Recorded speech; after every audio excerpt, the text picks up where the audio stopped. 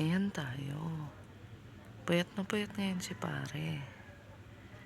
Samantalang kagabi, siya yung namuyat. Diba?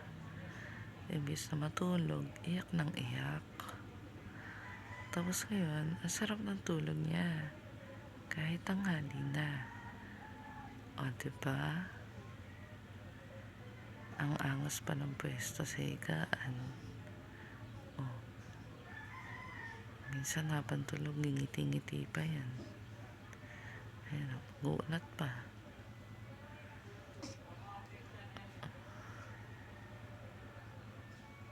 Minsan siya pagalit. O.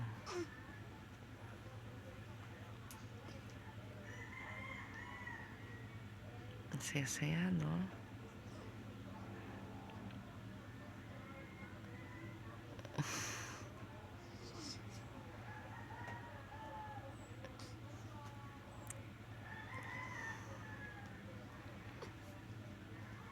Tanghali na po.